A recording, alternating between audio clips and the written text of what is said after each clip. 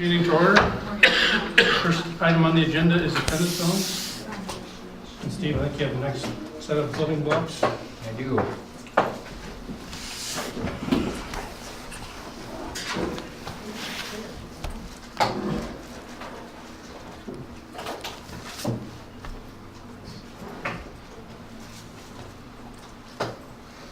I'll zoom in a little better. Sure. I'm gonna say you want the.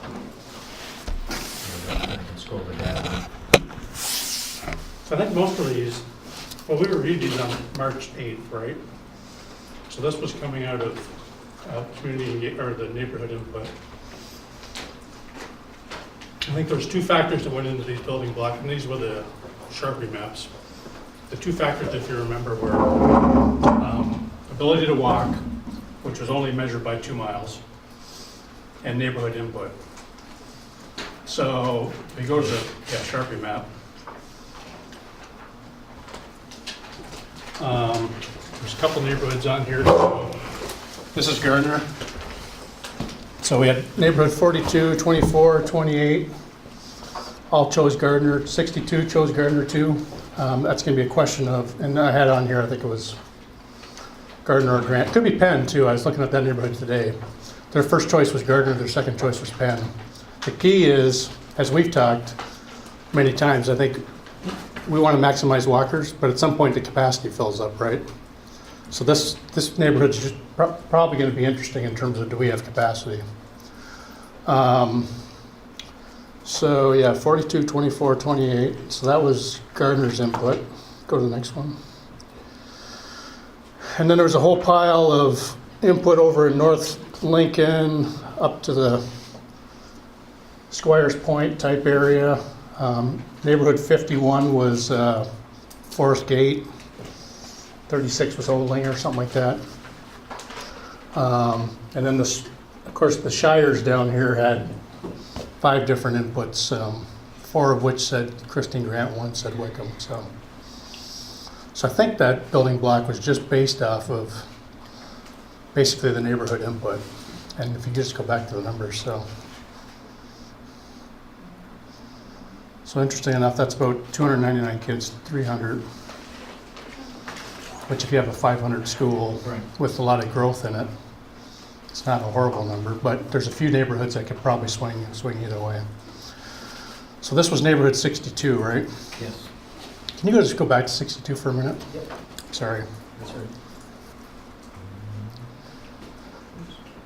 Yeah, to this one. 62 is interesting in that, now this is the Gardner 2-mile map, right? So the interesting thing here is the, now 62 was kind of this area, but the end of the neighborhood gets beyond 2 miles, which is just kind of interesting. Now, if you look at the Penn one, I wasn't smart enough to put the Penn one in, but the Penn one gets pretty darn close. We're gonna have to check and see if Penn goes all the way, but the drawing does, if you brought up the 2 mile. Yeah, I don't think it's in this set. No, it isn't, but I'll just tell you, it's either walkable to Penn or it's that far away from being walkable to Penn. So I think this area we're going to have to look at Gardner, Grant, or Penn. It's really hard to tell at this point, but that might be the building blocks we want to see moving forward. But I want to keep going. I can't remember what's next. I didn't memorize it. I did north of south. Oh, sorry. There's about 115 kids in that 62, right? So it's quite a bit of kids. Can you just stop there a sec? Yeah, all right, good. So this was Penn, so if you go down to the Sharpie, the neighborhoods that chose Penn that are walkable were 18, 16, 6, 20, 7, and 8. You get up here, these are the Fox runs, east and west. And then 34 requested Penn, but it's not walkable. So that was kind of the, and this boundary was basically just how the neighborhoods defined their neighborhood. So we just looked at how did Fox Run West define their neighborhood, how did Fox Run East define their neighborhood, and it's kind of right where they said the break was. So how many kids were there? There are 430. 430. So there's a little room, because I think Penn goes up to 560 something, right, in the capacity. So I had a question about that. On the building information sheet, like I always call it the Swiss Army sheet, is this right? The Penn future? That's a double counting of the addition. Yeah, It's wrong. I just looked at that. 'Cause Okay, I'm Chris like, had sent I an don't email. remember us building a 787 student. Dwayne's got the sheet right now, so I can get it validated, because I think what happened was some of those were numbers in the cells and some were formulas, and I Gotcha. think when they updated some of the numbers, it updated a formula. I was like, wow, we've got a lot of space So there. we're getting all those double checked right I now. think it's 587, but yeah, I let's think, double. yeah, let's double 587 check it. sounds right, but, sorry. The same thing happened with, I think. There's 2 or 3 of them, yeah. Most of those two, there was a 100-seat addition regarding. Oh, yeah, got it, yep, yep. So there's a lot of kids there. You may be able to fit this neighborhood in there. That was our second choice. It's gonna be interesting, right? Anything else on Penn that? I don't think so. Again, you do find that they quickly fill up with the kids just in the area. So Gardner, if you go down to the, Oh, Is I there not think a those- Sharpie map no, all I think set those up? numbers were up above. That one? yeah, so Gardner neighborhood 24, 42, 28. Basically, everybody in current Gardner has to go to Gardner, so it was really just checking the core around the school, how big is that, and what was the number? It was 503. 503, and long-term Gardner is 620. So there's a little room to move, although we'll have to watch, there's white space here, So again, what we know about Gardner's boundaries is you can't fit all the kids in there going today, right? That's Not probably- today, no. That's the one thing we do know, Yep. so. These are Van Allen neighborhoods. Okay, so Van Allen, same deal, 44, want to go to Van Allen. 43 was like our first neighborhood, no, sorry, 1 was our first neighborhood that inputted. 43 is right beside North Central. 47-3, these guys are all in the Dempster area. Now what gets interesting with Van Allen, it's the same deal as Gardner. At some point you get to the 2-mile limit. So some of Van Allen's current south boundary is beyond 2 miles. So there's a kind of a theme here. If we want to make the schools walkable, can we make the boundaries so that they're less than 2 miles? And I think what you're going to see here is it's probably possible to get Penn, Gardner, Van Allen, and Wickham all to walking schools if we want to. Now there may be a reason to bus to it, but if you can make it a walking school, why wouldn't you make it a walking school, right? There's enough kids there. But that still means that Grant in the current location is going to require a ton of busing, right? Yeah, which darn near all those kids would bus today. Well, maybe this is peripheral to the moment, but the more I thought about moving the Grant site, the better I like the idea of moving Grant, the proposed site north. So let's come back to that and we'll chat where the Grant kid's at. What was that, Wickham? Yeah, it's Wickham.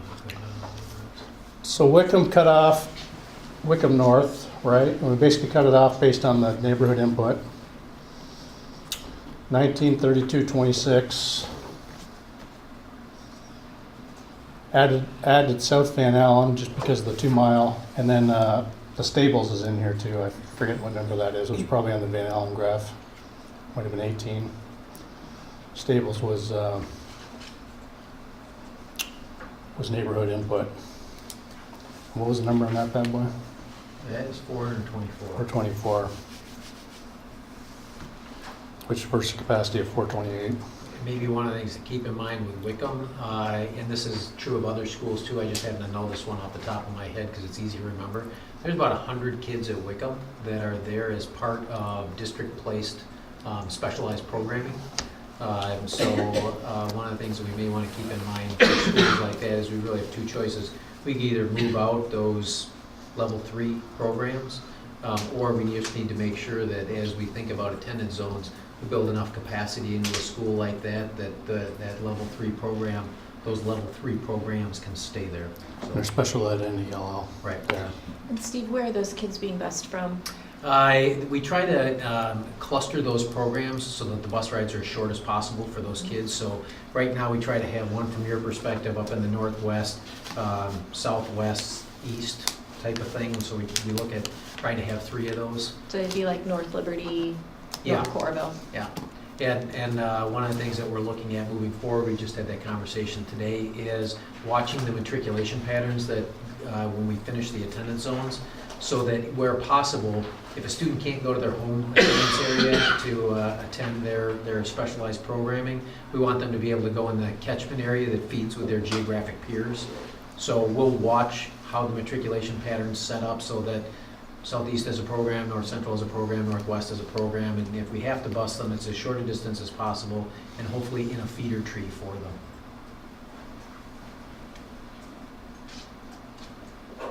All right, what's next? This is Lincoln. Lincoln. So Lincoln was just looking at 2 things. 2 miles, 2-mile distance. Lincoln's going to be interesting because how many kids were, what is there, 100 This is a kids? small number, it's about 100 kids. 98 kids. And even looking at some of the East Horn, that's within 2 miles. So you think about that, Hawkins Drive, you've got Carver Hawkeye in here, and Basically the U. yeah, Kinnick is in here and whatnot, so. This, Hospital. this boundary here followed the railroad tracks. So think about the railroad tracks beside Kinnick. Come down and That around. line is the railroad. Now, if you go to the Sharpie, Mhm. I think it's down. You could go a little further, but you start splitting up some streets, and again, I don't know, it gets interesting. So I don't know. Lincoln's going to be Kids who backfilling. go to Horn in that neighborhood down below, are they discretionary bus anyway? Some are. Yeah, we've got some down there. There's some roads down there that have some issues with sidewalks that the city is working on right now. And it could be, Chris, maybe it makes sense. Keep going. Now we'll have to look at maybe natural boundaries, I don't know, but unless there's other good ideas to backfill with Lincoln too, I don't know. But anyway, that was just looking at 2 miles for making Lincoln walkable. What's next? Next is Horn. And if you go down here, So the interesting thing with Horn, there's a ton of kids there. The first thing that stands out is there's 500 kids there, right? And we've got one neighborhood down here that's over 2 miles. And so I don't know, if you look at Horn and just think about, you know, the closer you are to Horn, the higher probability of going there. Probably, maybe Weber, maybe Alexander, I don't know. Again, it could depend what we do with Lake Ridge, but at least 462 kids at. if you took out that bus neighborhood and a couple of the kids that are over here, it's still 462 versus 500, and the capacity is 410. Yeah, we've got 2 portables there right now to accommodate the extra kids. So I don't know what to think about that. Maybe there's something more we do in the East End, I don't know. But there's lots of kids. I think there's lots of kids within walking distance of Horn. Yes, there are. It's the same theme over and over. Which one are we on? This is Lemmy? Lemmy. This one looks like bigger. So Lemmy, again, this was just pretty much based on the neighborhood input. So now remind me to come back to this one because I should have had a 40 on that one. So 30, 37, 27, 17, whatever this neighborhood over here is, I think it's on the Christine Grant. Those ones all asked to go to Lemmy. So this was just basically following the input. Now this one, 40, the first choice was Hoover, like a lot of the Hoover schools put Hoover. The second choice was Lemmy. The third choice was Longfellow. So, I mean, it sure could be Lemmy, Man, or Longfellow. I don't know. It may just depend on how the rest shakes out. But I probably could be any of those 3. So, but Lemmy shook out a. That's 400 kids in the block. So 391. So there could be room for that other neighborhood. Well, again, we're going to do an expansion of Lemmy at some point where it goes up to 476. So But it's they're late in the game. yeah, it's 351 for It's 351 for 19.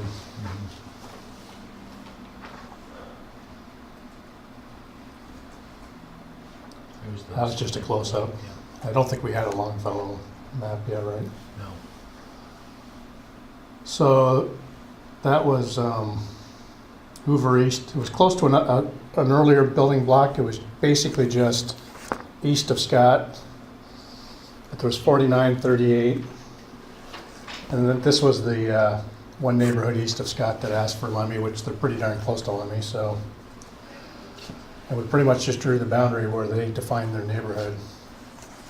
And that came out to, what, 350 kids on 500, which in a growing school wouldn't be too bad.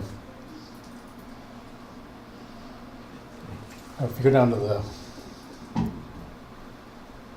think that's it. you know, Saddlebrook, Bon Air, I think there's 100 and some kids. I had to add up all your, I have to pull the other one up to see. I have it in my notes here somewhere, but I had to add up all your building blocks. But could be Hoover East, could be Lucas, because Lucas certainly potential there's some kids there if they went to, And there are very few kids out here in this area, 20. right, so you could connect it that way if you wanted to.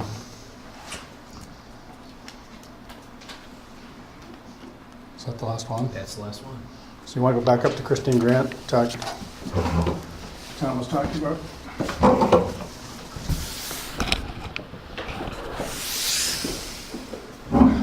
Oh, by the way, I think, so, one last closure on that. If these building blocks were about right,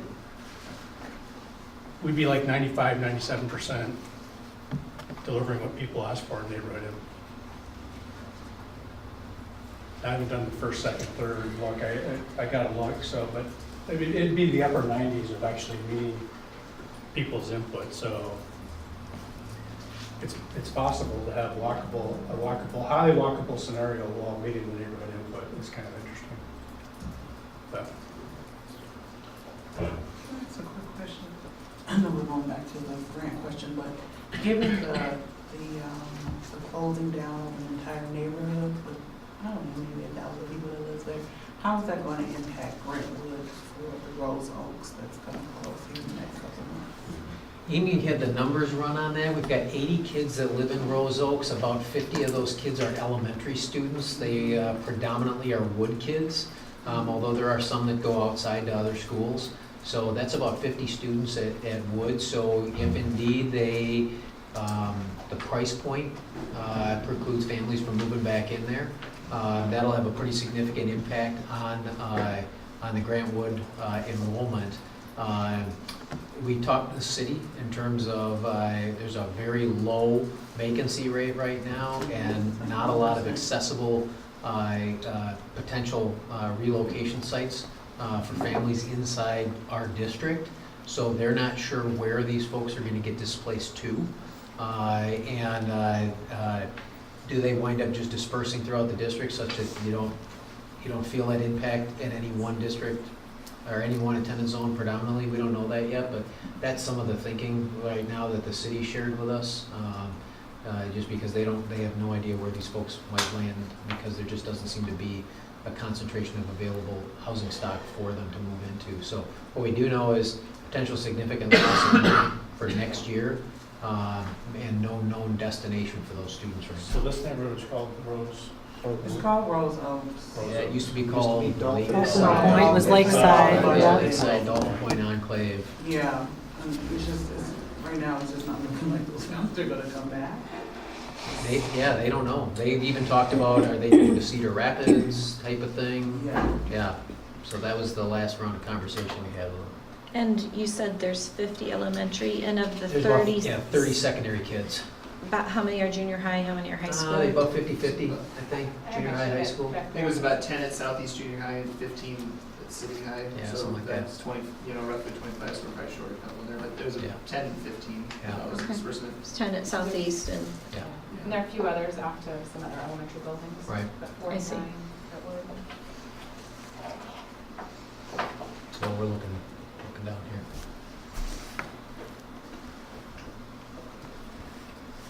And that sounds like it's happening Right as now. we speak. today. Right now, Yep. Thursday. Really? Depending on when your lease ends, your lease is done. Oh, that was one in the paper. Well, some of them can't even finish their lease, Yeah, so they have to be drawn by summer. yeah. But some of them are gonna expire, at least according to the city, some of the leases will expire before the end of the school year. Oh, yeah, some are expiring this This- Thursday.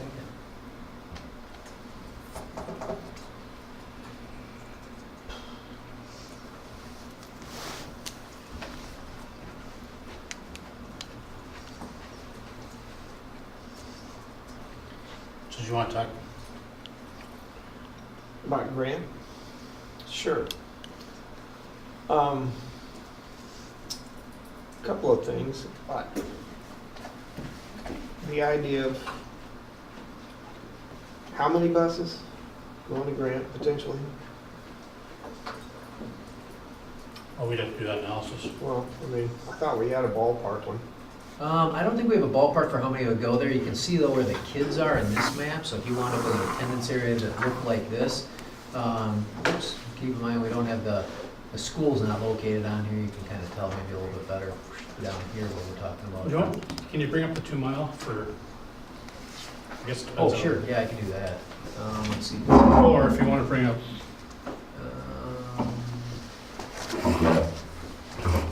Did we not load the 2 miles on here? If you're opening Grant at 300 students, there'll be fewer buses, but you won't be relieving the overcrowding as much as you want to be in the other schools. Nope. Especially if some of those students are coming from North Lincoln. Yep.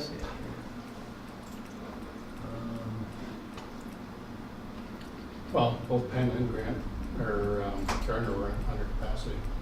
Not 4 years from now, though. Walking right up. It's going to be called North, yeah. Oops, that's off the There you go.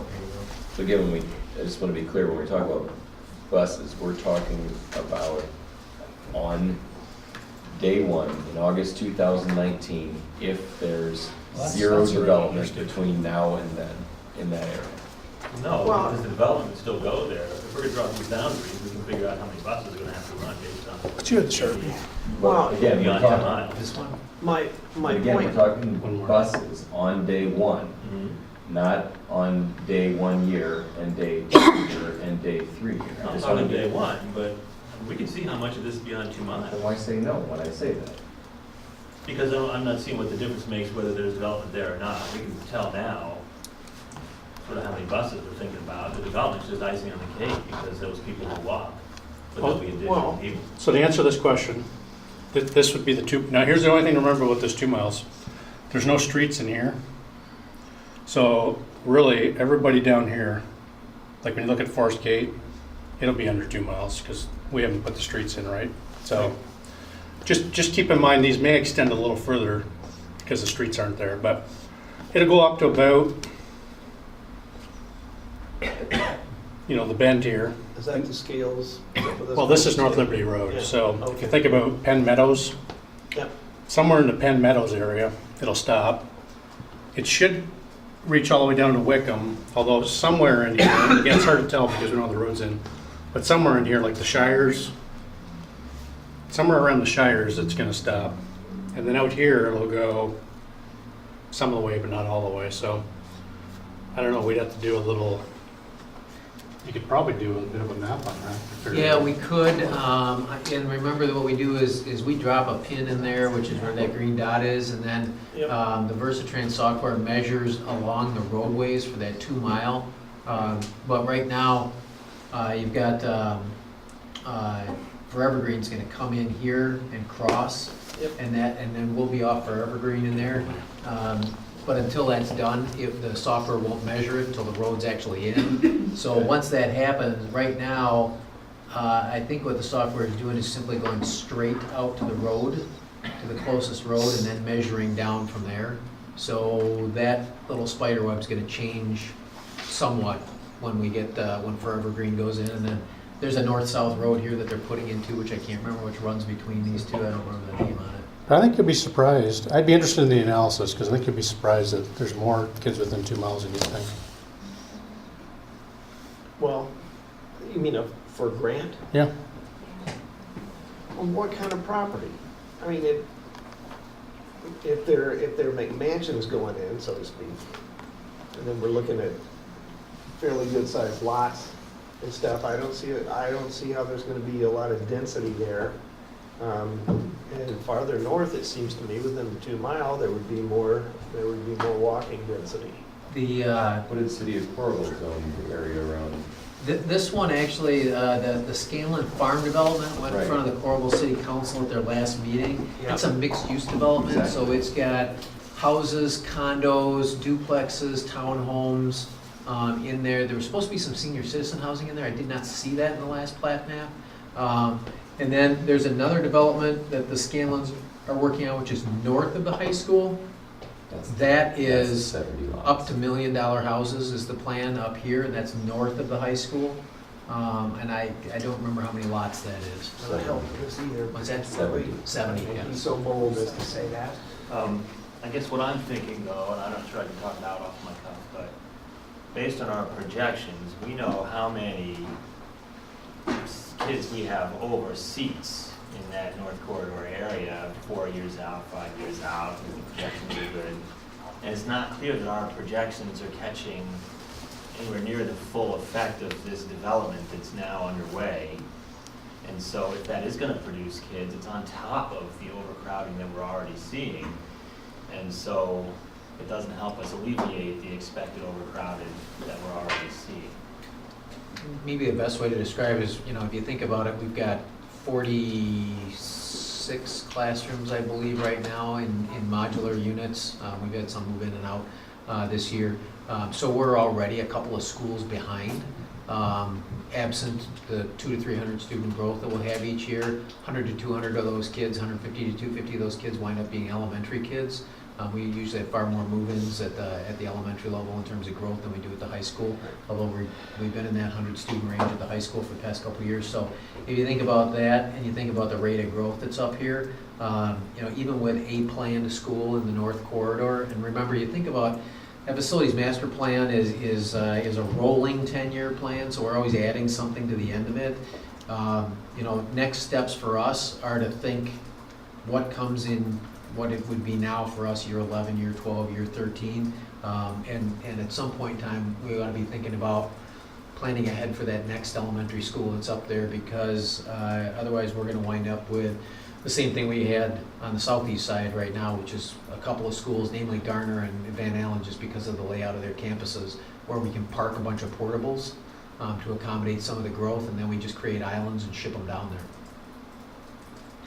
And so Garner, by this map that was created for Grant, only 33 kids leave Garner to go to Grant. Let's see I- here. What about that? I'm curious. There's this island up 62. here, Is that which including has neighborhood 62? 103 kids in it, which is unassigned. It's. So that's not included in the Grant map? No, see oops, that's pen, sorry. Garner's below that. There we go. So this group up here is not included in that 503 count. Of those, there's more than a, 41 kids are in Garner. I don't know, these don't have page numbers, so I can't tell you what Yeah, page sorry it about is. that, I forgot to pay. Actually, it's the very first page, Yep. very, very first page. It doesn't have 62 in it. Yeah, that one, see that island? Okay, That island's still isolated, it's unassigned. okay, For It takes you. away 5th and Penn, just go down to the Penn numbers. right. What would be our options for putting a school where the kids exist already today, up in that northern area? So this one, and I can't tell exactly where they are from looking at it, but there are about 33 kids in that north little rectangle on the top of Garner.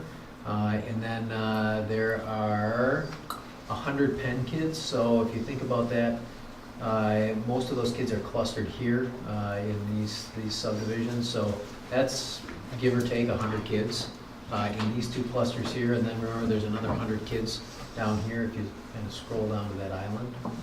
And that would have a much So that's larger another impact. 115 kids, so that's about 200 kids. I get back up there again, sorry about that delay.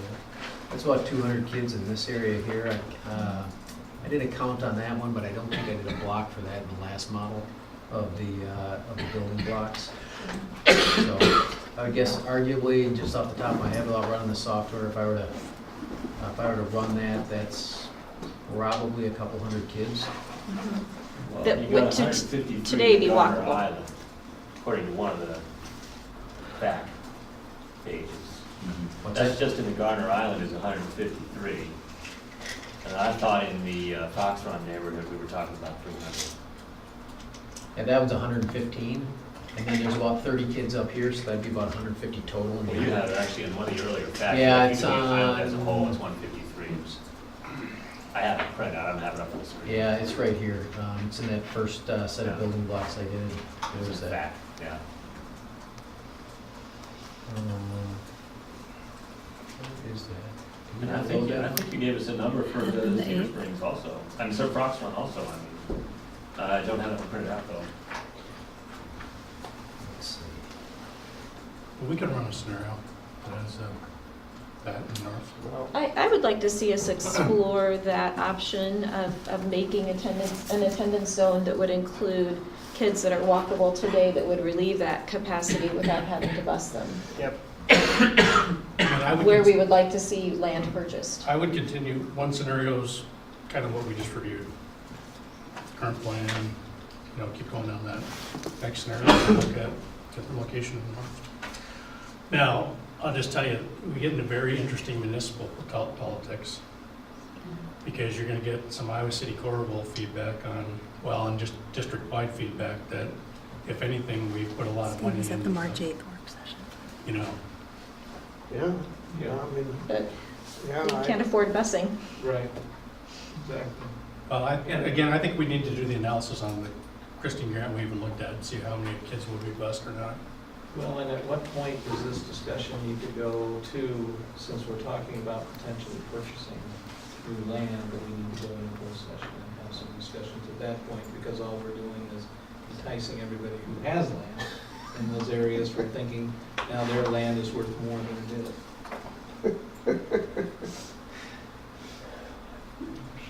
That's just one of the other challenges. Well, I mean, like I say, would it be appropriate for us before we get too far down the road to get in there and hash out some ideas? I think you want to keep it pretty broad and not start talking Specific. specific. You know what I mean? 'Cause if we keep it broad, I think we're okay, but if you're starting to talk specific, then that's a closed session type of. Just, I Yeah. understand, that's, But I'm just thinking at some point in time, we're looking at that.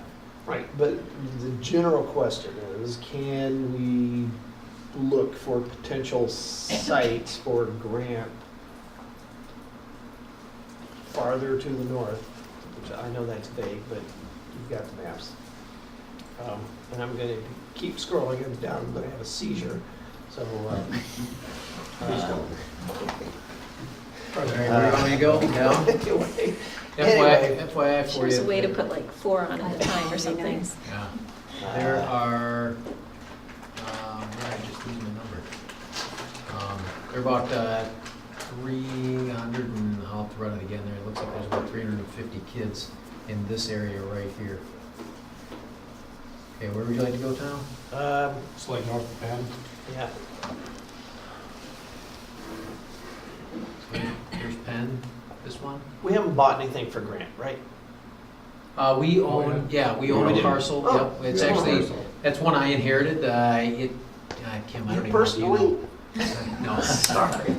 Sounds like I need a share. When I got here in 2010, we'd owned it for a while then, so I'm not sure when we bought it, but it's been a while, and so the district owned that. Actually, they own that, and we're planning to build there, but because of the lack of infrastructure in here, then they had to buy the land for Borlaug and build that rather than build this, because we didn't have the infrastructure, the roads and the water and the sewer and electricity, et cetera, to build up on this parcel. So I don't know, what do you think, Kim, maybe 2006, 7, 8, I would somewhere guess in there? 6. Yeah, so we've owned that parcel for about 10 years now. Okay, sorry. Should have known that. Well, might as well hang on to it, but still. Yeah, I mean, there's a development going in, it's just not gonna be there on day one, at least not to the degree that it would need to be a walkable school. We don't know how many kids it will produce, we don't. Not- We don't not have that what Nancy was projection, talking about. Well, which place are you talking about? Around Where Grahame. it'll be big? You talking about which place? Around Grahame. Scanlan Farms. Are you talking about, Both, up and down from okay, because the area, my understanding of the area closer to the Grant site is significantly higher density than what you're talking about Wow. north of Liberty High. In the private citizen last week, the developer was quoted as saying even that area will be low density. Now, maybe that's, you never know, that's exactly what. what he's Certainly not what saying. the city of Coral. You know, was I mean, talking you can about. see areas in town, look at the peninsula, has a lot of housing, has a lot of, you know, multi-use, doesn't generate all that many kids. Nope. 40 kids north of the trailer court on the peninsula. Yep. You know, the other watch. So it depends on the type and actually, you know, what sort of housing it really attracts. Yeah, so I Right just next to a school, pulled maybe this they'll up as a generate for more. example for you, so this is out of the enrollment report, so this is, they take a look, they pull from the municipalities what's been zoned, and then from what's been zoned, what development plans have actually been filed, so that they can get some idea of when those things will actually come to fruition. So this is Garner for you, so it shows 12, 13, 13, 14, 14, 15 actual growth, and then based on that, based on plats and developments, this is the projected growth for it going forward. So now this doesn't have the new attendance areas in there because they only do it based on the attendance areas that we give them. But one of the things that we'll try to do is if the board has new attendance areas designated prior to them doing their work this fall, they'd be able to give us the same kind of detail for, say, Hoover East or a Christine Grant when they come back to us in the late fall. Or maybe could we even designate, you know, neighborhoods and, you Yeah. know, geographic areas that Yeah, we we'd just like might, to know about yeah, and I we don't think know about our what's building going blocks, we might be able to do that with some, I don't know if we can do 70 of them, but I think we could probably give them some of those key building blocks, because I think some of them we're not that concerned about in terms of growth. We know what the numbers look like there, but some of the outlying ones that may be in areas where there's some overlap, we might be able to get them to do it by building block. I just remember, just thinking NPO, what all development's going on. Forever Green Road is going to get a 380 interchange. Right. I mean, that's an active project, which will really impact that north central area. Yeah, that'll have a significant impact, because it'll come in right by Hills Bank where the new Hy-Vee and the new UI quick care facility are going in, and then run right past North Central Junior High. If you know the land back there, there's a big ridge, so it's gonna follow on the ridge, and then it'll dump out. Actually, right where our property used to be, on the edge of the attendance area. We used to be, let's see where, I can't see it on there, but where it comes in over here and intersects with North Liberty is actually where our parcel was supposed to be, and City of Coralville's planning a big roundabout there, which is why we decided we didn't want to be on the major intersection. We moved interior with that piece. So I have a quick question. So we own the grant land already. We do, So if we move the school, we'll have to purchase land. yes. Okay. Then my other question is, with us changing and making these schools a little bit more walkable, some of those kids are currently being bused to different schools. We could potentially save some busing costs, but then it would be utilized to bus kids to Grant.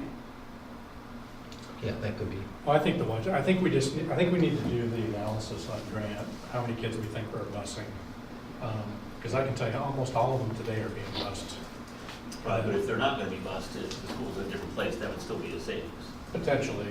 But I think we just need to look at, some of these kids we're talking about can walk to Penn and Gardner. So I think we'll need to do a little analysis on, you know, if we put one in the north, how much busing does it really avoid versus we're just trading kids? I mean, how many kids from Gardner and Penn would you take that, you know, now we have to go further out on Gardner and Penn to bus them in, right? Yeah. So Garner's I think it's an projected intriguing 300 scenario. over Well, it is. in a few years.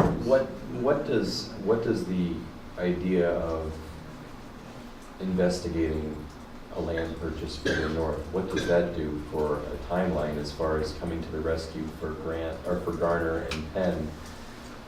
That, you know, Penn continually keeps filling Yeah. and filling and filling, and Garner is just filling. Well, I mean, how much if we got further? on it, I mean, Grant's 4 years out anyway, right?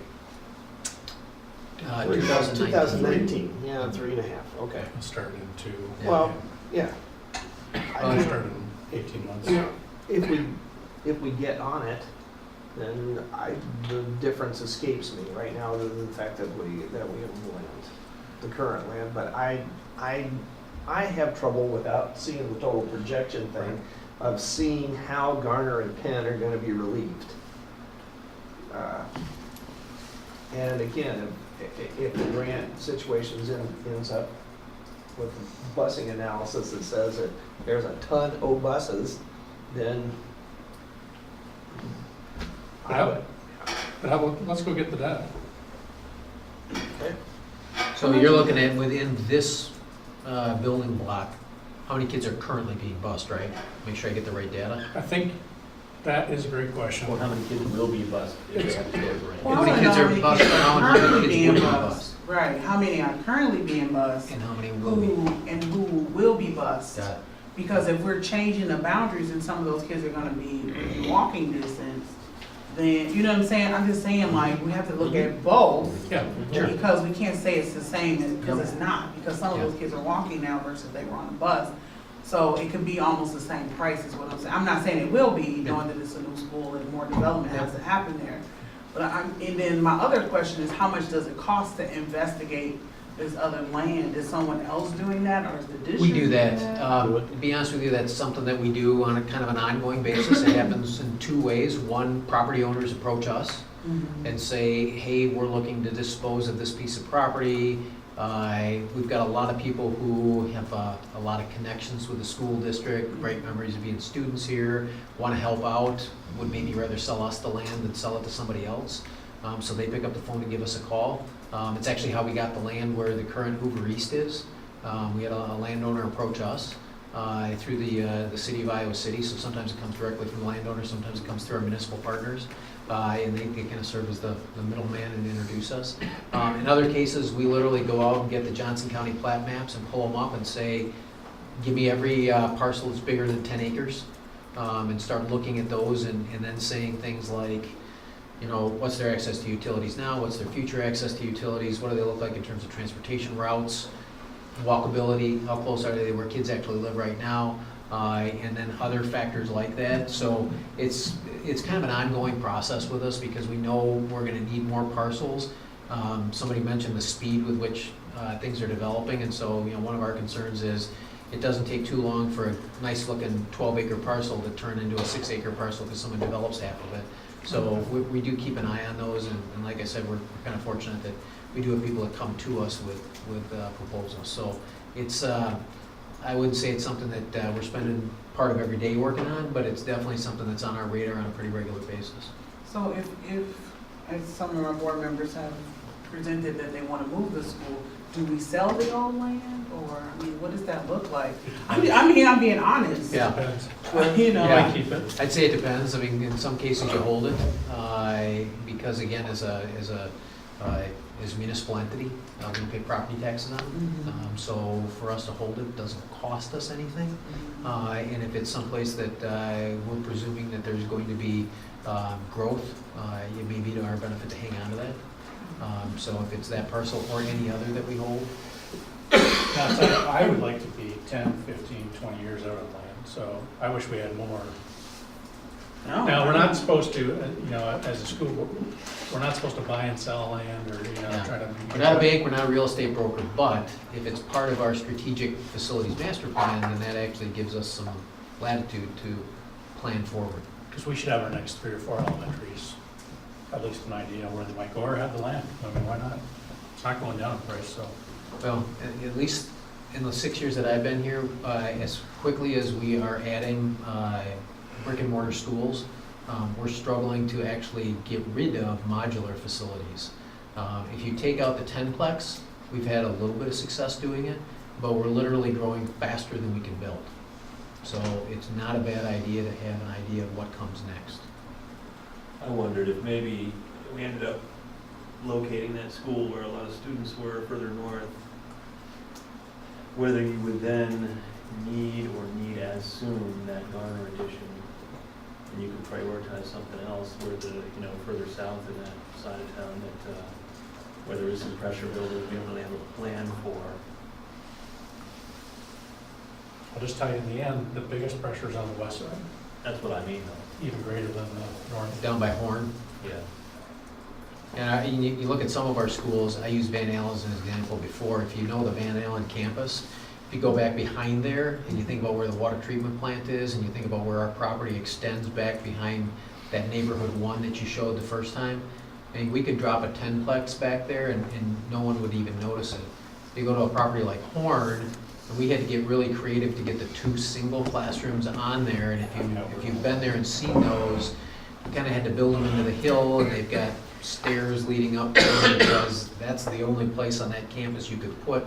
We couldn't put a double classroom. We had to put 2 of those single ones that we got from the university because that's all that would fit on there. So there's some schools that can tolerate a bulge in the attendance and work around it. There are others that we struggle with it. If they're over capacity, we're in trouble. And if we could change the order of projects, for example, the Garner addition didn't need to go in as soon, we could do some things for socioeconomic balance, that we could expand some schools earlier, that, for example, Kirkwood or Borlaug, and move some kids around for balance reasons. Well, keep in mind, it's a living document. The further out you get into that document, the more room for latitude there is. When you're looking at 1-2 years out, we're probably already starting design planning processes for those and working with the municipalities. But once you get beyond that, they're still in the conceptual framework. And certainly when you get out 9-10 years, that we're building it based on where we think they will be. We're looking at additions where we think they will be, and so there's a lot more latitude for it. To Chris's point, if you were to significantly change an attendance area, then when we do our future projections, we'd be able to look at that and say, maybe that school doesn't need a new addition because there aren't going to be the kids there 5 years from now that we thought were going to be there because we've changed the scope of the attendance area, and so then that changes our future projections. So then we're going to recommend to you at that point in time that you're going to change the facilities master plan to accommodate that. But, okay, so to get those projections though, to go back to what you said earlier, it would be helpful to have attendance zones that we can give that information to Jean Richter so that we can get the report as soon as possible in December based on future.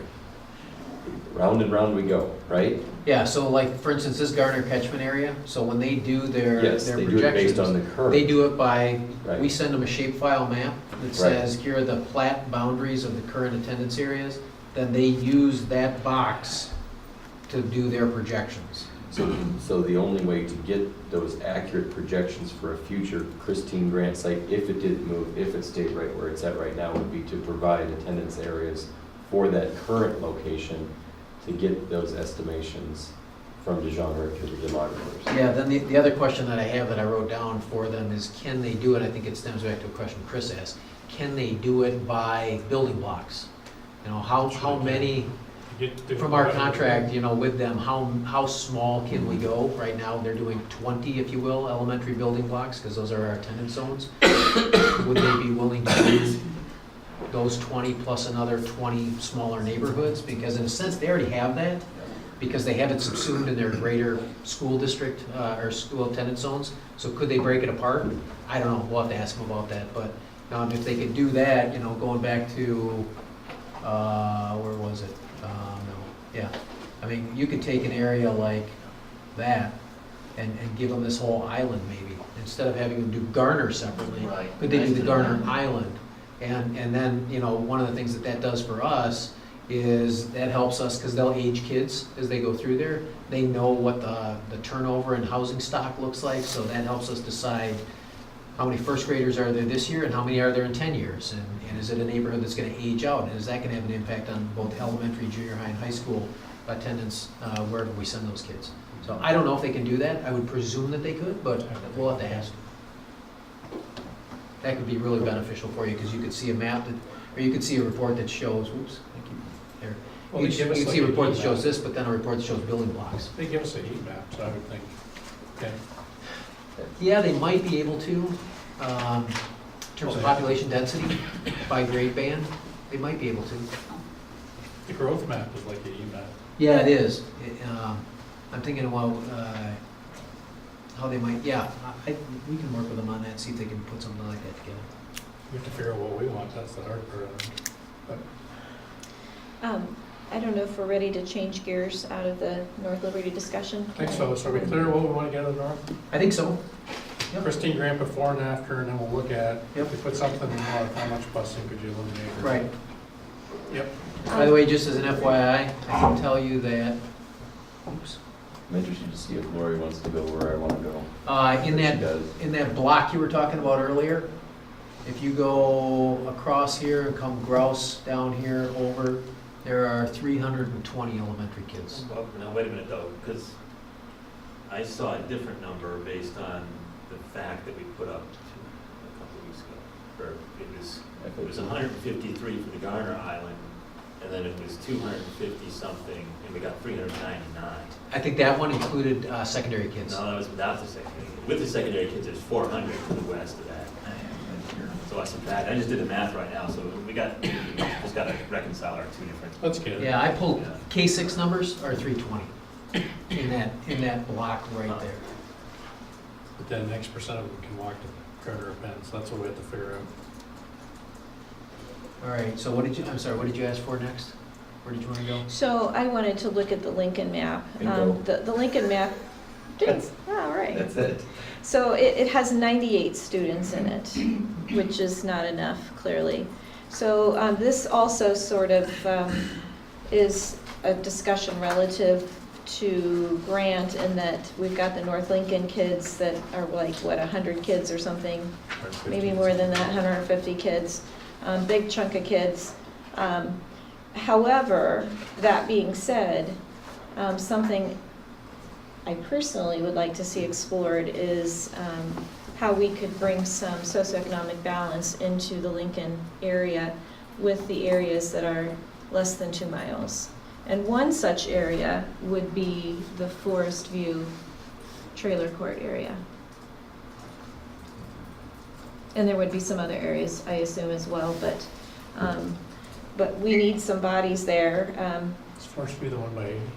It's on the pencil. Yes, Yes. about 80 in Dubuque, yeah. Another option for, okay, I'm gonna get ahead of myself here, but in doing that, if we moved that group out of out of Man, that would open some seats in Man. We could decide what to do with that. But another option for that trailer court would be to go to Wickham. So. I guess my Because first it's Right, just this a area hop and a right skip up Dubuque Street and over on Oakdale. And those kids are being bused already, Oops, sorry. To this is Horace the one I Mann. meant to pull up. I meant to pull up Mann. That's right. so this wouldn't be any new busing for that particular neighborhood. Well, I would look at it as the whole peninsula, quite frankly. I mean, honestly, I would look at it as out Foster Road past the Elks, and I would look at it as Forest View as well. I would look at that whole area.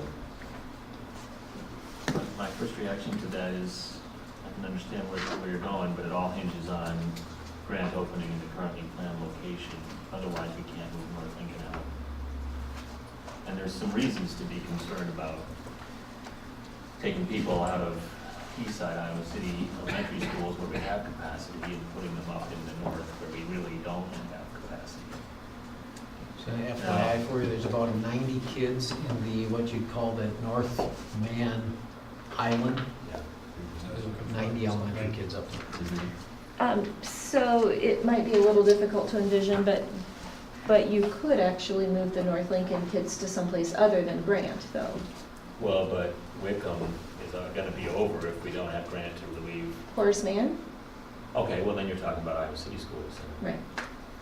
that wouldn't raise the same concern about, I just worry about pushing Iowa City students up into the North Corridor when. Yeah, I have the same concern when they're already growing and they Very need those crowded up there. seats. Yeah. Is that where we want to put people who already have seats in Iowa City schools?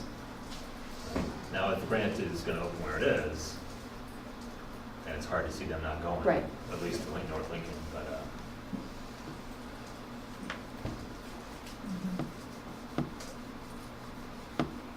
But that would give Mann some relief in terms of socioeconomic balance. Could bring some ELL to some schools that don't have that. I think could do a lot of good things. Just open it. Yeah, so one thing you'll see on here is it shows that those are not within 2 miles, and that's just because of the way that the road runs, so. And I said earlier they would be 2 miles, and thank you for that correction. Actually, they're being bused to Mann anyway. Right. So it would just be a change of where they're being bused. Right. And that's only because, remember, we travel over the public highway, as they call it, and so in order to get from Lincoln, get around, get up here, get down there, it's the circuitous traffic route that keeps them outside of 2 miles. And the other thing is, I don't know how this would fit, you'd have to move a lot of things around to make this happen, but they're also quite close to Shimmick, too. So you got Shimmick here, Mann's here, Lincoln's here, and then that neighborhood you're talking about is up here. The peninsula is an area that's not walkable. I mean, you can get up to about the Elks. I think Mann gets up to about the Elks, but then, yeah, that's the, yeah, I don't think Shimmick gets all the way up to the top either, because No, it's none of hard to go up that ridge road. none of them, I don't think Shimmick even goes that far. So here we go. Now, There you go. just to throw another wrench in there, And again, that's because Shimmick's hard to get to. well, Yeah. and just Yeah, the plan that I'm hearing it's in the near future is for Foster Road to extend to Prairie du Chien, so that might be Yeah, they That might just be a talked later about that. I conversation. think it's, that's a couple years out still. As they do that 100-year floodplain Yeah, project, it's they're gonna like- rebuild part of it. it's like and at then- least 5 years Yeah. out. but it's back to, if we maximize the walkers, then it's a question of where do the bussers, they're being bused anyway. Where do they make the most sense? And with our budget situation and my concern that we're not going to be able to make smaller classes, significantly smaller classes at these schools that are high need, I'm concerned about what we are going to do then for those schools. If we can't give them the smaller class sizes, what are our other options? I'm not convinced we can't give them a smaller class. It just means much bigger classes Yep, that's what at it the means. schools with Yeah. less needs. Really big classes. Yep, we spent some time today working on the weighted resource allocation model. And I know you asked about putting that on the next agenda. I think we'll be ready to go with it. But as I was driving Amy nuts with it today, I keep referring to it as a zero-sum game. There's no new FTE to pour into the model, so whether it was, today we looked at building secretaries, SAMs, and parapros, and as we look at that, you know, it's to move some here, we're taking some away there. And we haven't worked it through the certified staff yet. We're trying to perfect it right now, if you will, to the extent that we can before we bring it forward to you. But if we start doing that with the certified staff, then again, it's taken from here and putting it in there.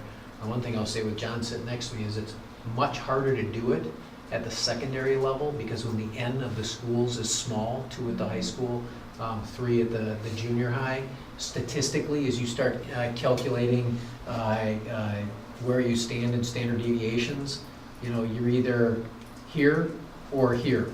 And so you either stand to gain a lot or lose a lot. So it's really problematic to do it at the junior high and high school level. It's much more rational, if you will, to do it when you're looking over 20 elementary schools. I would think at the high school level, at least when it comes to teachers, you'd have to start thinking about it on a classroom level. Yeah, Classes that how high. we might have to, we talked Would be about, smaller, we might have to be take the high school and disaggregate it literally by departments type of thing to look at it, but we're gonna try to get it done at the elementary level first, so that we've got a bus we can drive, a model we can work. And then once we've got that done, then we can figure out what to do the junior high and high Let's school. all bring our math. Can't wait. What's that? Can't wait till we all bring our math and see if it all matches up.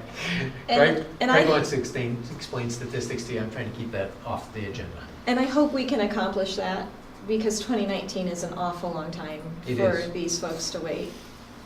Yeah, that's what I think we need to get on next. You know, we've done it anecdotally. The thing that we talked about today is trying to introduce a level of objectivity into it is difficult. So. All right. Back to tenant zones then? Yep. Other, No, I was just gonna say, I like Lori's proposal. I don't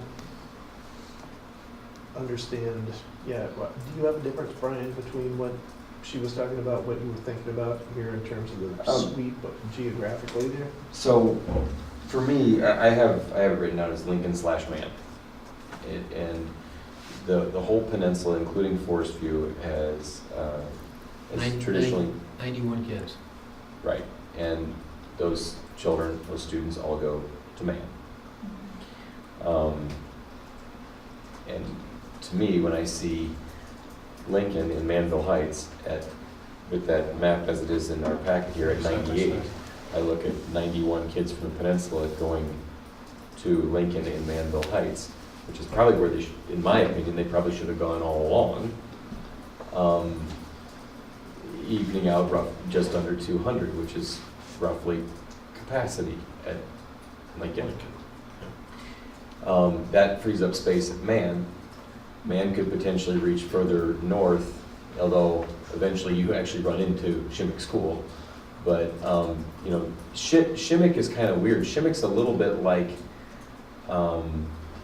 Lincoln Manville plus Lincoln Reds, except it's all kind of contiguous. Instead of the current Lincoln that's here and here, Shimmick is like this.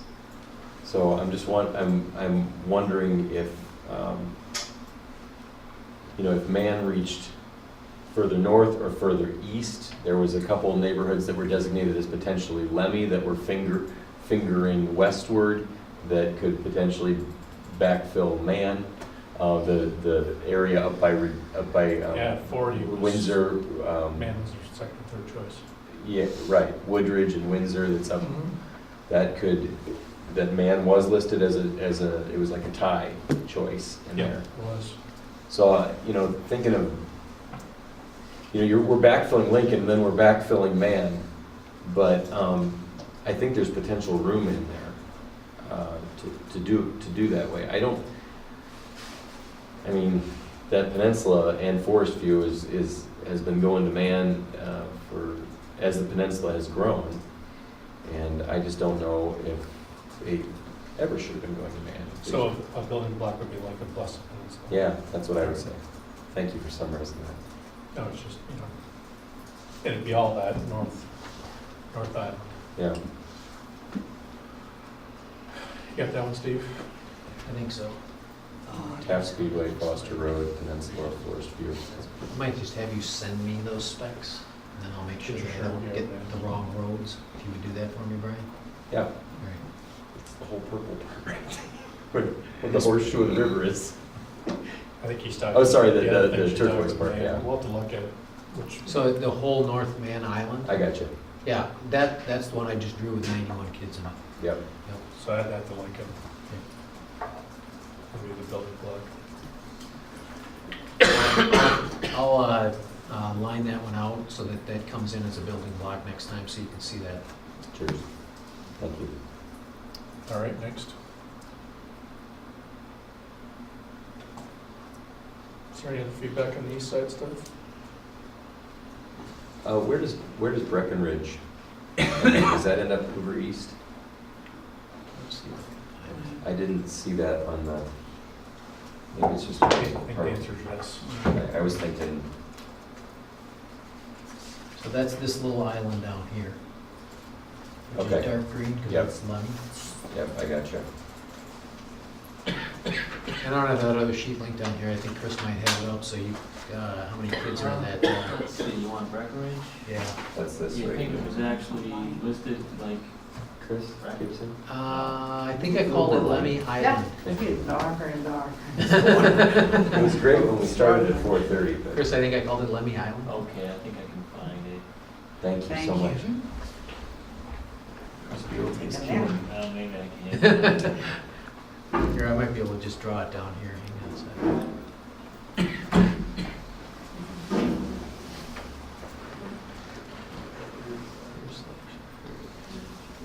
Maybe coming up when I search for the word lending. Is this it? How many elementary students live east of, no, that's not it. Or else is the one wrong. It is 35 elementary kids right now.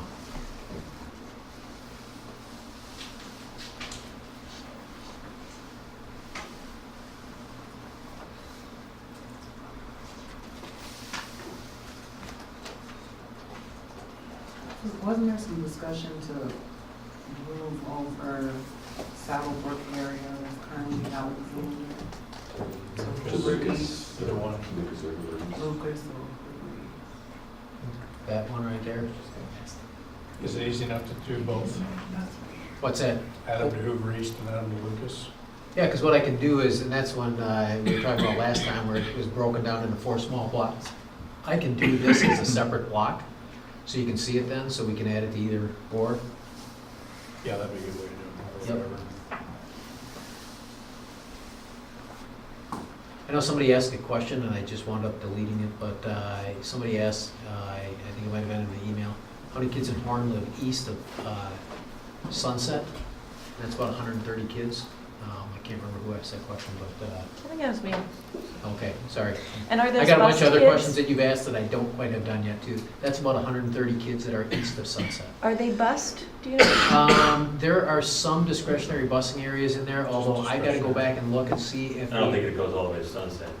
No, it doesn't, but it's some of the former Roosevelt kids because they lived on streets that have no sidewalks. Mhm. The city was working on fixing that. I'd have to go back and double check and see if they're still bused. Mhm. But that would go to that, and that question you had before about, okay, bust here or bust there? Exactly. Yeah. Yeah, and I'm just thinking back to our discretionary busing discussion, that there's a group there that's maintaining their busing, which is why I'm wondering if, I don't know if it was discretionary or if it was something added. they already had. Yeah. But I know we were maintaining that. Yeah. One of the questions that Chris asked, which we're working on getting, is could we get a map that shows who's bust? Maybe broken down by school, so we're still working on In that. particular, who's bused because they're more than 2 miles. Right, so what we wanted to know was, and I'm gonna have to do a little reverse logic on the software, because the software doesn't allow you, we actually had a training session with them on Monday, it doesn't allow you to ask how many kids live more than. If you do that, you get all the kids in the district. But I think I figured out a workaround for that, where I can actually figure out how many kids in each live-in attendance area are farther than 2 miles. So I just gotta dump that into Excel, so I'll be able to do that. So I started working on that already, Chris. It really isn't that hard. I mean, it just takes time, so I'll get that done. And then the other one is from a busing standpoint, can we get, there were two requests. Can we get all the busing areas that are more than 2 miles? So my question right now to Durham is, can you give me a map that shows those? Which I think the answer is yes, based on that blue, green, and gold map that you and I were looking at last week. And then can you show me the current discretionary bus areas? Because we have an old map of that, which I think we figured out was elementary, junior high, and high school, but we're not 100% positive. But we know that some of those areas have changed, so we need a new map for that. So we're gonna see if we can get those from Durham through Versa Trains. So we got our list of questions tonight. Do you have a bunch of other questions or building blocks or? I do, I've got probably about another dozen questions which I didn't get plugged into here yet from a variety of folks sitting around the table here, so I'm still working on those. I'm just wondering if you want to prioritize the ones tonight or the ones you already got? Both. Let's put a different question. Of everything you've got, what can you have done by next Tuesday if we want to? I think all the questions that you've asked tonight, with the exception, I can't guarantee the busing ones, because I've got to work with Durham on Something those. different. Yeah, but I think the ones that you've asked tonight, I can definitely have done. I'm gonna try to get them done before Monday, type of thing, so that you can actually see them before that, so, get them out, hopefully, by this weekend. That's fresh, yeah. Yeah. Are there any other tenant zones? And this one isn't directly related to anything other than a balance question in terms of secondary, in fact. Is there room for the Twain West Island to be moved to Hills? Let's see, I've got to remember, and I'm not sure, Chris, if this was one of those ones we had a capacity question on, but I think not. I think that given the current, and Amy might have to help me out here, I think given the current enrollment at Hills, depending on the age range of the kids that move in from the island, we may be able to accommodate them in the given classrooms, given the fact that there are some odd-sized classes I at see. Hills right now. So we haven't run those two together to say what grade levels are coming in, because then the challenge is, you get 35 third graders. Okay, now we're gonna have to break it into two classes.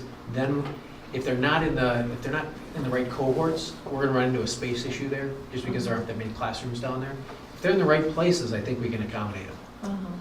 And if we have enough classrooms, it would be great to have class sizes that would be that small at that school, considering the population and their needs. Just probably a matter of how many classrooms there are. It would be nice to eliminate that on the possible. I'll see if we can run it. I think what I'll do too, if it's all right with you, is I'm gonna take the questions that are still outstanding, plus the questions you've asked tonight, try to cluster them together, send that out to you. So then if you can take a look at it and see if there's anything I missed as I was writing things down, either didn't get the question right, missed a question somewhere in there, or if you have another question that comes up afterwards, you can send that to me and I'll get it in the list. And then start working on getting those together and getting those maps So if done. there's any questions, maybe they're not as relevant anymore, or whatever. Yeah, so if you see something in there and say, don't answer that one anymore, then I Never can. mind. Seemed like a good idea at the time. I hesitate to say this because it's going backwards to a former topic that we were on earlier, but just for the record, I want to say that I have reservations about where the lines are drawn for grant, for busing. I don't like to see neighborhoods split with, Grant for busing. on the grant map. You had cut it off basically where kids are no longer within 2 miles of the school. Everybody else that's gonna be bused to Penn or Garner would then be bused instead to Grant. And I would like to see us not cut neighborhoods Oh, I agree with that. in such small increments. That's why I think that 62 may actually all be able to walk to Penn. We have to check that. Let's see. The other stuff, it just depends if there's room at the school. The grant map was the very first one on Here's your tonight's. walkable for Penn. Yeah, So, see, that's all. zoom in on the very end of that 62 neighborhood. Yeah. I can't tell if that's all walkable or not. Yeah, that's all 2 miles. Yeah, it's really close. You have to- I'd have to look out here. It looks like the tail end of those. Now, of course, this map was drawn before we had the official stars out front of the school. Remember, you guys went through and designated the official entry areas for each school? So these maps are drawn in advance of that. So I'd have to look at where this map was drawn from in terms of an entry point and where the new one is to determine whether or not the tail end of those streets are included. But Lori, to your point, this was just like a sensitivity building block to make it walkable. If we decide we want to put a bus in there, And I'm talking about the grant map, is that what you were talking about as well? Yeah, this one Okay. here. yeah, so like the area north of Fox Run, you could put a bus in and they could go to Penn. Okay, Or Okay, yeah. 62, you could put, it was just a sensitivity trying to make the school a walking school, and could you fill it up with walkers was the question. okay, okay. Is this what you're Good, looking I'm at, glad to right? hear that, because I think that the community would have a very hard time swallowing having next door neighbors, literally, 5 houses on a street, be at a whole different school. That would be hard Yeah, we may want to get to the point where we want to go look at these neighborhoods too, you know. What I tried to do too, when I looked at those, was I tried to say, okay, what looks logical? Try not to go through side lots, backyards, et cetera. So I tried to draw these along street lines, so I went right down the middle of the street. Now that, of course, begs the issue of across the street neighbors versus behind the house neighbors, but I tried to do it with some level of logic, so I wasn't willy-nilly just zipping around. And the other piece of that is that, I know we don't have the numbers yet, but there has been an expressed interest in pay-to-ride. And so if we take that bus away from Penn totally, then we've taken away the option for pay-to-ride as well. I know we haven't heard that information yet, but we're still early on, and I'm not sure we would want to make like firm decisions, which we're not. Yep. No, We're not, so I that's just think if you okay. had a bus, we'll want to think we'll film it, or, you know, make sure it's half utilized. The flip is you end up running the bus because 2 kids are outside 2 miles, right? Then you're on the opposite end of that, but yeah, it was just a sensitivity, so I would. Okay, thank you. Okay, anything else on tenant zones tonight? Agenda setting. Is it possible to get a master busing map from Durham? Yeah, that's what we're working on. We would like to get one that's both mandatory and discretionary. Chris and I were looking at one before, which we think they broke up by elementary, junior high, and high school. We can't find the key for it though, so we don't know which are which are the elementary, junior high, high school, which we think it's a discretionary busing map. Well, we know it's a discretionary busing map. It's We the don't ones know. we used Yeah, to figure out which ones were. yeah, we don't know which ones are which. So- Right. And then we changed some of them, so we'd like to get some new ones. Great, and since so many of these discussions have busing issues, is it possible to get a Durham official here to answer some of these questions, so we don't have that lag time? Yeah, I doubt we'll be able to answer them without actually being able to run the software. Kind of like I'm simultaneously running software here, so I don't know if they can do that, but I can definitely ask them. So before we go on, about elementary, I do just want to point out that what we've seen so far doesn't do a lot for our really high FRL schools. Doesn't do much at all, really, because none of these are high FRL schools. So is that something that we're tabling, that we're not dealing with at this juncture? Are we waiting on that? Or is that something we're trying to work into this process? I'm just drawing blocks. Well, the challenge I'm is asking, not necessarily you, I guess I'm asking them. we can start to have that conversation. So we can't talk the numbers when you're talking building blocks because we get too small Right. to segregate. Yep. If we start to dial into some options where we're not disaggregating it down to the, you know, Yep. then we can start talking the numbers. But that's our challenge. It's been a challenge. We can't. But we would need to involve Kirkwood and Twain and Alexander. We would need, you know, the higher FRL schools, we would need to bring them into this, into these maps. Right now, they're really not in any of them. So we have, you know, that would be a different picture then. It's a balance because I understand 1,000% what you're saying. Our, you know, we talked our primary objectives being Grant, Hoover East, capacity, neighborhood choice, and then. And to be clear, well, that's a priority for me. Like I said at our last work session, I have reservations about the fact that there's a lot of unknowns. And so I'm not saying that we necessarily have to do that right now. I'm just asking the question. Yeah. But I think as we dial into scenarios, we can start sharing the numbers. Because it'd be interesting, like east side, I think it'd be interesting, make sure Hoover East, seeing the numbers for that and what that does to the other schools. So there will be some impact. But yeah, we're not touching Twain or Kirkwood yet. Okay, and then I don't know if we're going to talk, are we going to talk about secondary, since that was on the agenda? Yeah, is there any further discussion on tenant zones? Are you talking about elementary? Both. Oh, okay. I'd like us to talk about secondary. Go ahead. Me? Okay. Okay, I don't know if you need a board directive for this, Steve, or if I'm alone in saying this, or maybe the board members agree with me, I don't know. But I would like to see a different map for secondary that does not necessarily follow the same lines as elementary. So a separate process. This is a lot to ask. What, Sorry. what I draw it on? I'll just give you some pieces, Okay. because I think it actually is not as difficult as it sounds. I'd like to see the Twain Island be sent to west and northwest. I'd like to see the Peninsula Forest View area go to Liberty in North Central.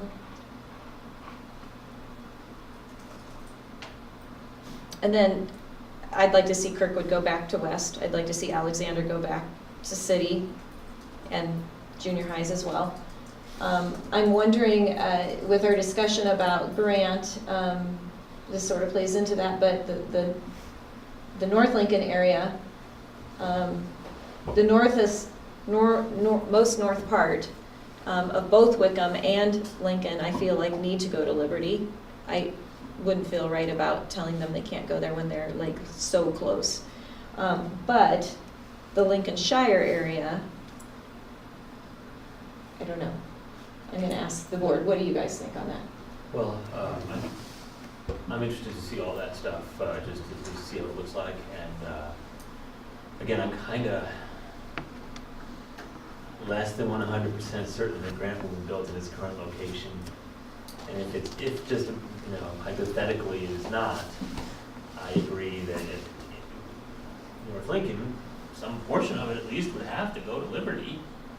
And so we would have to be splitting an elementary school to make that happen if we don't have an elementary school other than an East Side elementary school to send those kids to.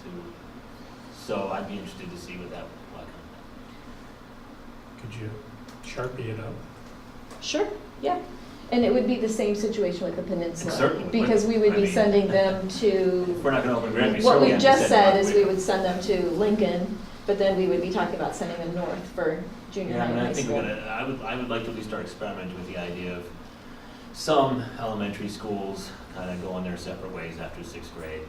'Cause it's just very hard to make everything work with clean feeders. As we've already seen, we don't really have clean feeders right now between Lincoln and Wickham, I mean, Kirkwood, and so, or at least a plan for Kirkwood. So why not toss those ideas around? Why don't we have clean feeders with the current secondary plan? Well, Lincoln has the sort of option to, you know, choose which secondary path they want, and with the secondary feeder plan. Kirkwood Wait, will have the stop option. right there.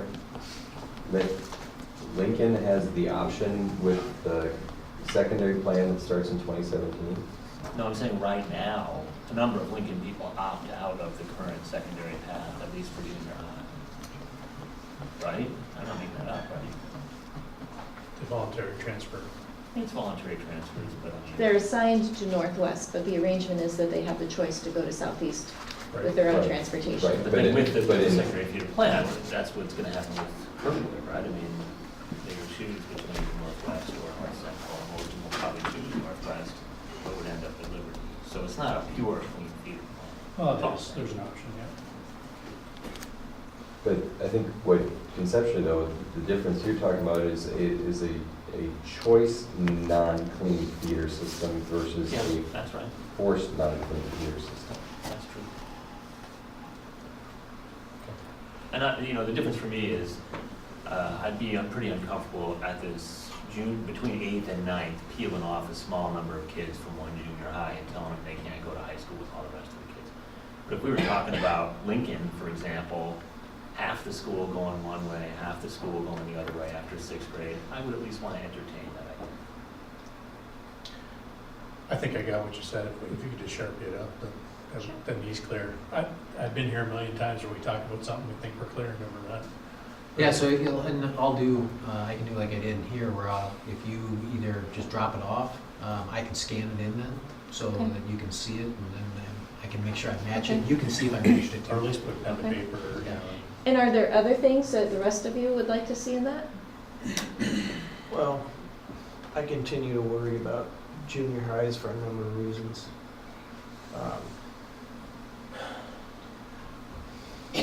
Long-term capacity things, other kind of things.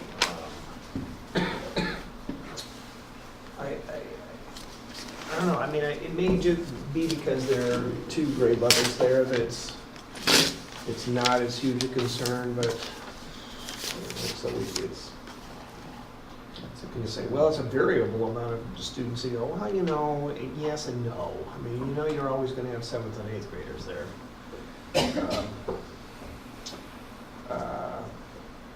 We do get into the questions when, as soon as we get to junior highs, of the FRL balances.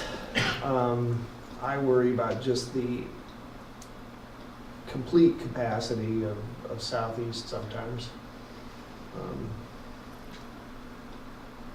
I have no idea what's going to happen at Northwest, North Central too. I think will eventually get bigger and maybe faster. And I don't know what kind of. Yeah, we got it slated for an addition. We do. In the facility master plan. It falls Right. after the general obligation bond. Right. Yeah. And but so it's 3 or 4 years from now, right? I mean, Oh, yeah. I think it's at longer least than that. It might, yeah, longer than that. I Yeah. think it's like 6.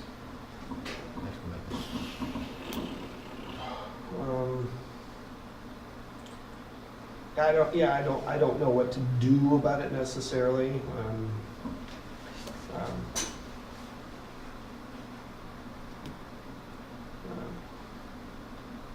I don't know, that's too vague, I know, but there's some east side, east and southeast side issues that are troublesome, and some visual capacity things in North Central, which we're sort of gonna take care of. Well, we will take care of in the long run, but I'm not Right. sure about how they're gonna get handled in the short run. And I really, I've seen temporaries that we call temporary, Modulars. modulars. Not all of them are Modulars, temporary. That's true. No, I know they aren't. I could tell you. And they're not portable. Many of them. I could tell you there were at least 6 modulars in Southeast in 1966, which ought to say something about a school that was only 7 years old at that point and was open with that many, or at least it had that many. And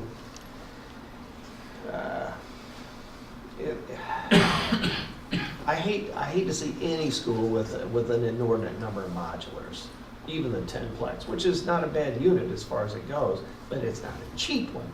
No. Either, but I mean, this goes back to, the other thing we avoided talking about tonight, which is the, and maybe as far as the zone thing goes, it's not germane to the immediate conversation, but the business of balance, which we have talked about many times before, comes back, and whether it's important, whether it's more important to be geographical than whatever other word you want to use for it. So it's on my mind. One of the, And this would remove a number of kids from Southeast. It would, yeah, and I don't dislike your offer there at all. And also the Rose Oaks too would remove some kids too, Right. Feel bad. potentially. We don't know. Feel bad for those folks. Oh. We don't know where they'll No, go. I We just know they won't be there. unhappy about anybody who suddenly gets tossed, and those kids. No, but that's part of the whole Well, problem is It is part. trying to predict a moving target. Well, it is. And it is a constantly moving target. And we've been told even that, some of the people actually involved in this, will choose to be moving targets if they have to, like the lady from Kirkwood who just said, doesn't matter, high end, low end, you're both mobile. We're mobile because we'll rent wherever we have to rent to go wherever we want to go, if we can get in. And the upper end says, I can afford to sell my house and get the $250,000 to start, or whatever. I don't know what you do about that, but it bothers me. All right, anything else on 10 zones? Well, I'll just chime in on the secondary side and say that I agree, we really need to look at, especially after getting a presentation about the population here, I really have reservations sending putting more stress and more burden on their life, sending them on the other side of town. I think it makes sense for them to go to city. And I like some of the ideas that Lori's proposed on balancing some of those things. And the Kirkwood situation, going to Northwest and West, I think that's something to do. I never fear the data, so Yeah. let's get the data and I mean, just to clarify, the secondary feeder plan, the way it is based on the premise that we need to do whatever it takes to equalize those FRL numbers, basically, at the three junior highs and high schools. Is that what we're planning to do on the east side for elementary schools? You can do it. But It's not the balanced. distances would be shorter. yeah, it's not balanced at whatever cost. I mean, I think we reviewed all the scenarios. Again, all the scenarios are cheaper busing. There's a $240,000 delta. You can either have a 23% gap or you can have a 3% gap for $240,000. And our point of view was that balance far outweighed the monetary value of. But it doesn't seem like we were looking at what it would take to do it with the elementary schools. Oh, we've looked at it. It's just you need to have. I mean, we've looked at it in terms of zebra-shaped boundaries. I mean, it's been looked at in the past. Yeah, back in 2014. But it's crazy shapes and it's not walkable schools. Well, this isn't walkable schools at the secondary level either, though. Well, I mean, again, let's not have the same debate. Let's get the data. I think,